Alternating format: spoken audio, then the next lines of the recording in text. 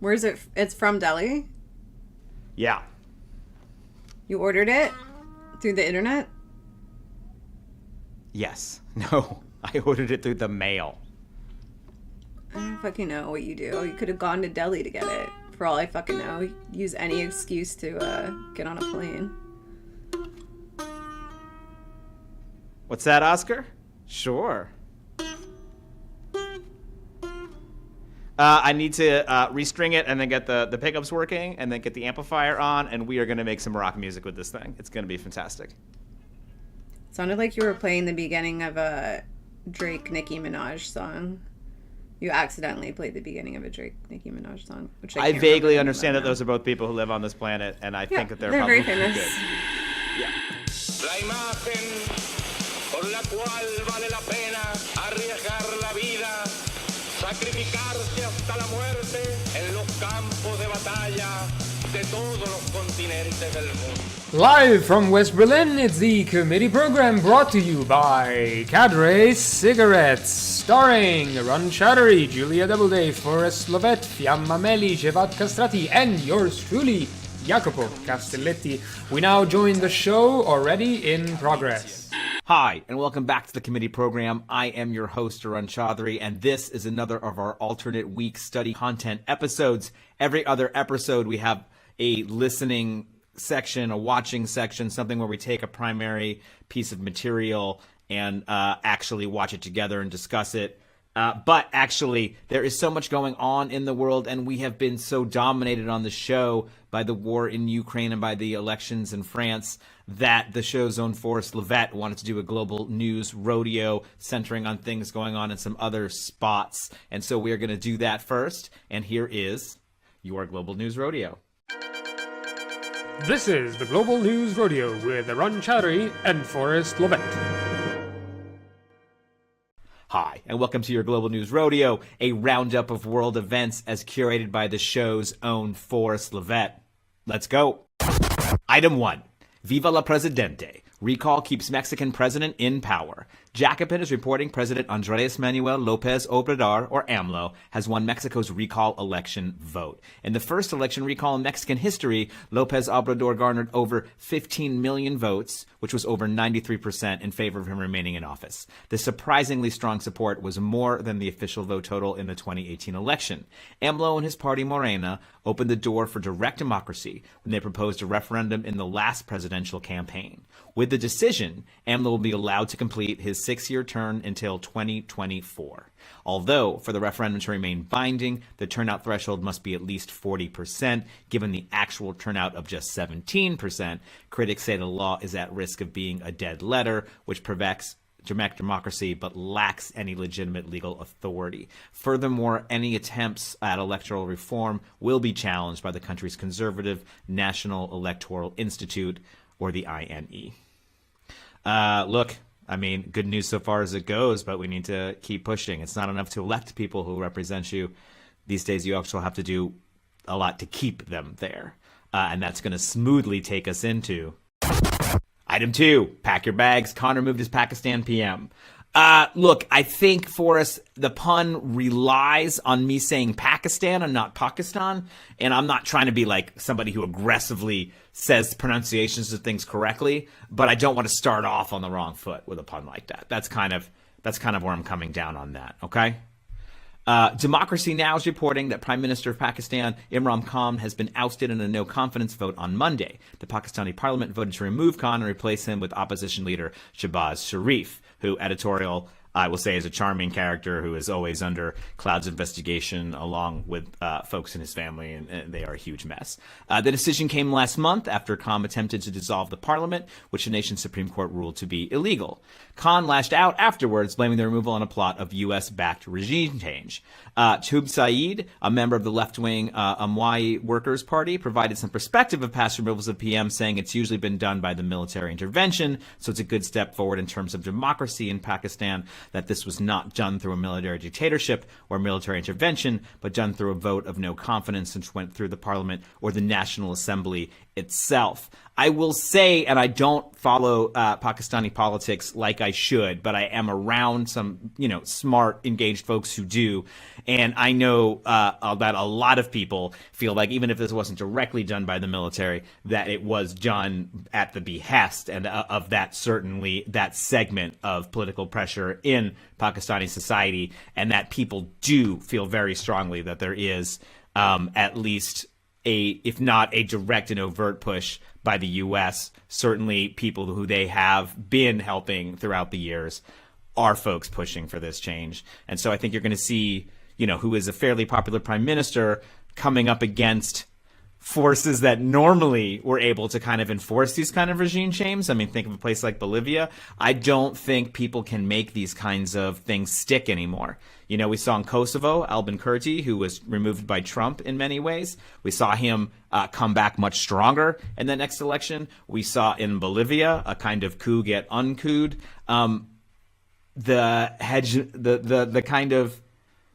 The power structure of the world is more multipolar all the time. And I think whether you are Russia, whether you are America, whether you are any of folks who are used to that bipolar world, you need to get used to the fact that it is harder for you to project power than it used to be. That's what I want to say. I got a long way to say there, but that's what I wanted to say. Item 3, like Muppet Babies, but with more executions. Another Marcos in the Philippines. And I do have to say that I actually wrote that headline, and I'm very proud of it. And it's important to me to let you know that I wrote it and Forrest didn't, because I am a small, petty man. NPR is reporting the son of late and longtime Filipino dictator Ferdinand Marcos is now running for president.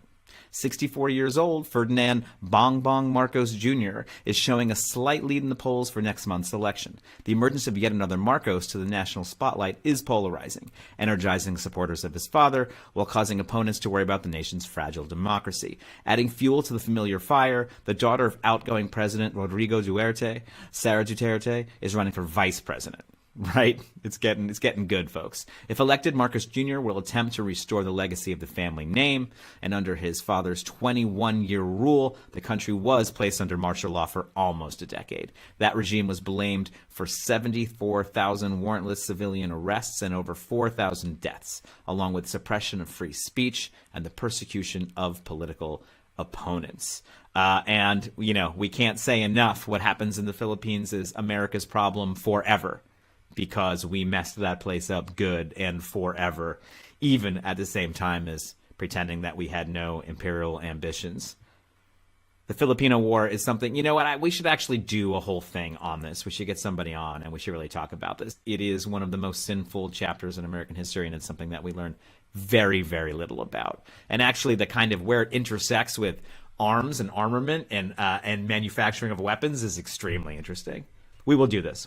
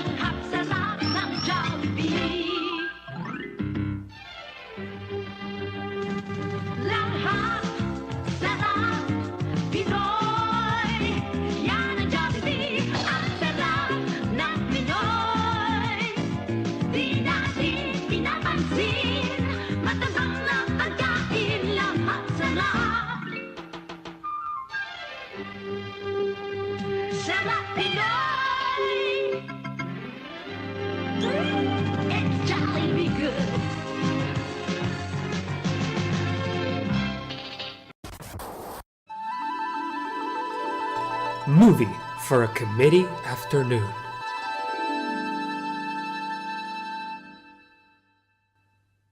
Hi, and welcome back to the committee program. I am your host, Arun Chaudhary, and tonight we are going to listen to and watch another piece of wartime propaganda This time it is Listen to Britain by Humphrey Jennings, which was released in 1943, so that's during the Blitz, when World War II was probably the hardest on the city of London specifically, and southern England generally. And this film is very different than a lot of what we've watched, which in one case, is certainly in the Frank Capra film we watched, is, very rock'em, sock'em, planes, dogfighting, all of this. We can do it, patriotism. Then we watched the piece that I had made at the end of the Iraq War, which was very competence and explanations. Then we certainly watched the very defensive film about Japanese internment camps. This is actually a piece of poetry by a guy who knows how to do that. Humphrey Jennings had, at this point in his career, made several very interesting documentaries detailing the work and home life of working class people all across the UK, and producing some very interesting films. And he was someone who thought that the British public would not sort of want to absorb that same hyper adrenaline propaganda that the Americans made, and so set out to make the kind of film he did make, which would be quiet, observational looks at things. And so this film has no real narration other than the beginning. It is just a series of verite scenes going from factories to fields to farms, etc. And very famously, there is a concert of German music that's held, during the Blitz, to show how the British people are above all of these kind of hatreds, and certainly are happy to celebrate German music even while they're locked in a deadly struggle with them.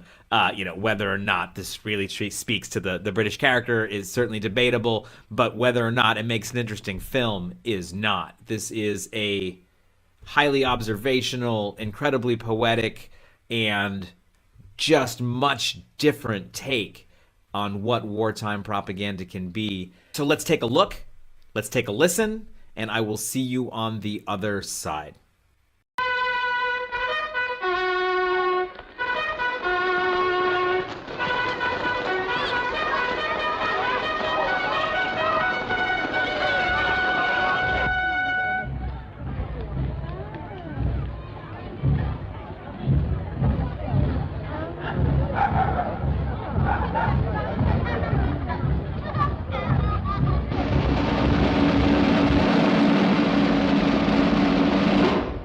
I am a Canadian. I have been listening to Britain. I have heard the sound of her life by day and by night. Many years ago, a great American, speaking of Britain, said that in the storm of battle and conflict, she had a secret vigor and a pulse like a cannon. In the great sound picture that is here presented, you too will hear that heart beating. For blended together in one great symphony is the music of Britain at war. The evening hymn of the lark, the roar of Spitfires, the dancers in the great ballroom at Blackpool, the clank of machinery and shunting trains, soldiers of Canada holding in memory, in proud memory, their home on the range.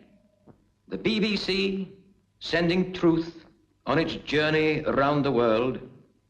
The trumpet call of freedom, the war song of a great people, the first sure notes of the march of victory, as you and I listen to Britain.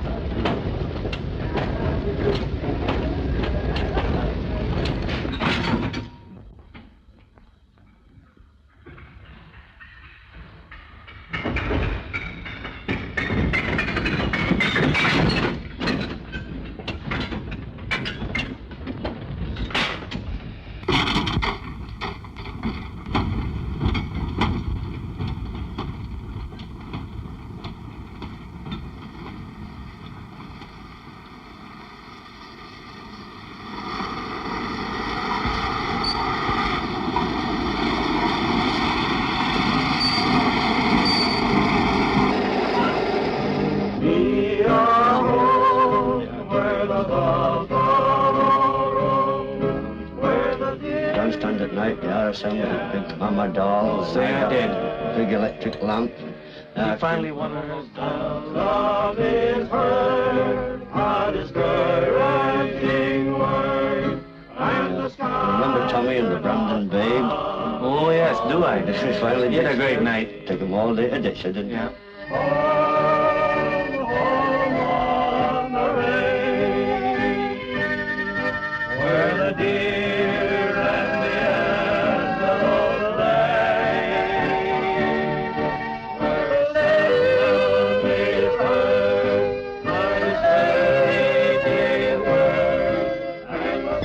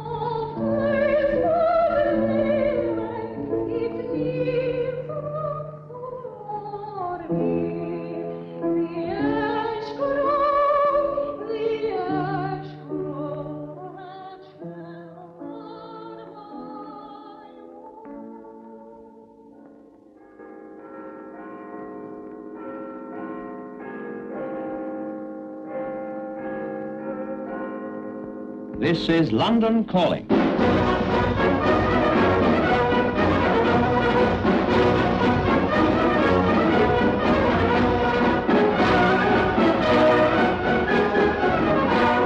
London Calling at the beginning of tonight's broadcasting in the African service. London is calling you in the 1925, Aujourd'hui, Monsieur Churchill a donné à la Chambre. England mit der Sendung für Österreich. هنا لندن نذيع عليكم باللغة العربية على جهاز GST على موجة طولها 19 GSB in 41 Meter Band. This is the Pacific Service from London, sending you all greetings and wishing the best of luck to those of you listening who are serving in our armed forces, on sea, land or in the air, and in the merchant navy.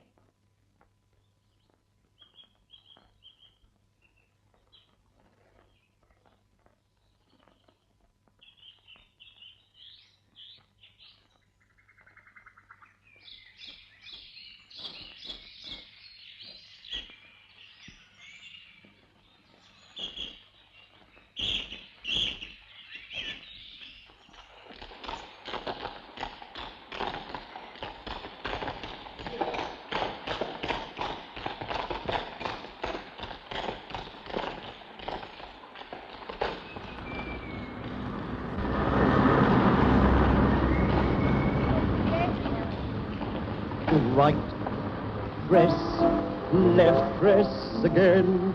Right hand, press, look well up. Lift your chest when you press there. Now turn, press again, and twist and press. Swing, press, and stop. Drop your arms and look to the ground.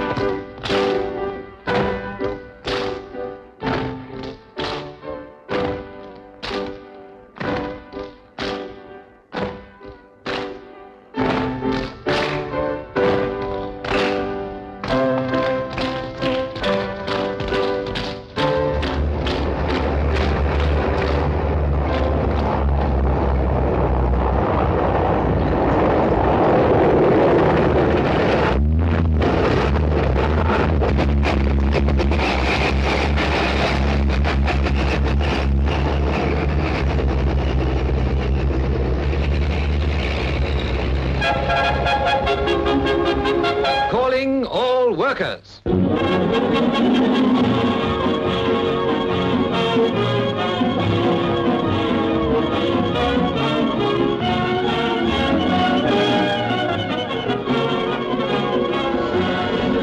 Music while you work will be played to you this morning on Rhythmic Records.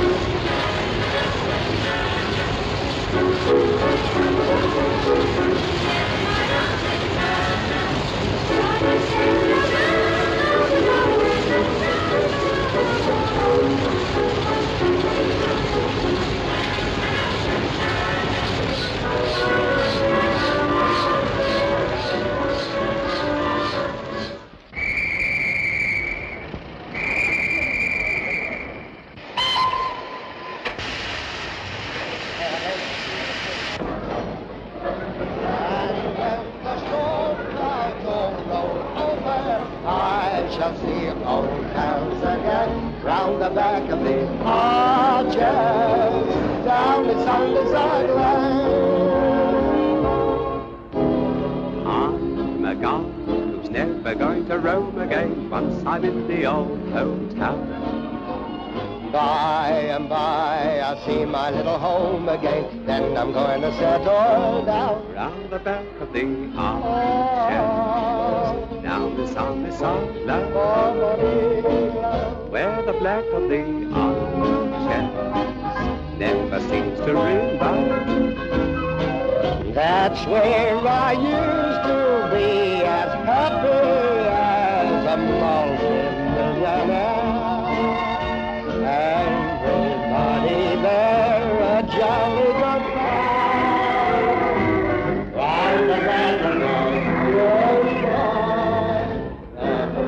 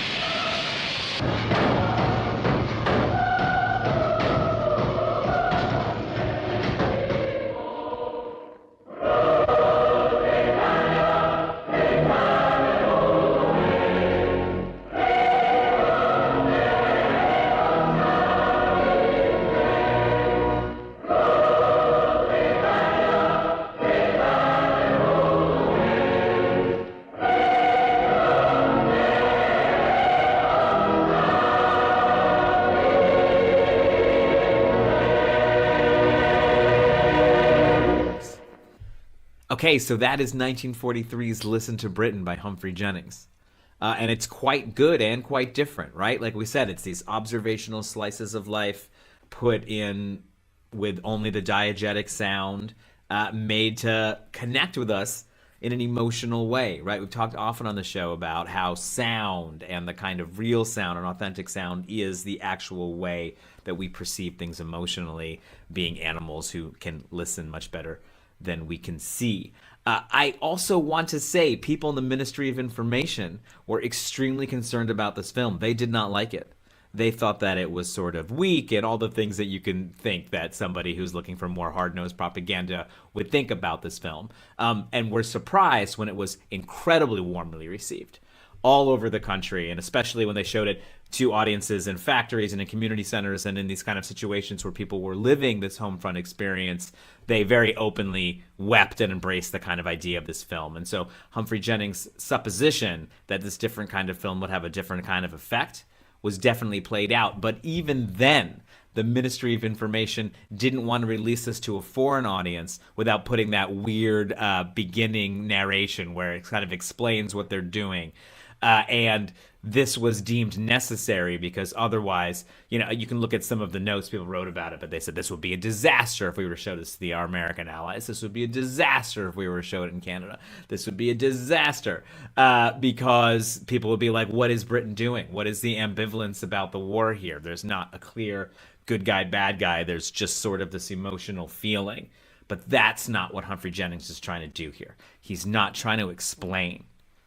Right? He's trying to make you feel what people are feeling in this moment, and that creates a feeling of solidarity. He's not trying to explain how we got here. He's not trying to explain how they're going to win the war. He's not even trying to explain what comes next, because that doesn't matter to the mission of this film. And I think that's what a lot of people who are worried about it missed the point of, right? Not everything has to do everything. Everything has to have a specific mission. These things are little machines that are designed to do something. And also that you start by thinking. You start by having an idea. Right? You could imagine if you already know what a propaganda World War II film is, you've made 5 or 6 of these, that you would immediately just jump in and start cutting it up and getting all the thing. This is an idea-driven film. And I love it. Thanks so much for watching, and we'll see you soon. Comite, comitato, comitiet, comiteto, corul, comite, we young submiti, we. Thanks so much for tuning into the committee program. We know you have many options when it comes to content consumption, and we appreciate your attention to this new season with new episodes on Sundays at 4 p.m. Eastern Standard Time and at 10 p.m. Central European Time. You can support the show by becoming a member on patreon.com/the committee program. You can follow committee on Twitter, /committee-pro, on YouTube, the committee program, on Instagram, the committee program, on Facebook, the committee program, and you can visit the committee program company store at tpublic.com, the committee program shop. Special thanks, as always, to our team, Xhevat Kastrati, Fiamma Meli, Jacopo Castelletti, Forrest Lovette, and committee's deputy director, Julia Doubleday. Look alive out there. It's later than you think.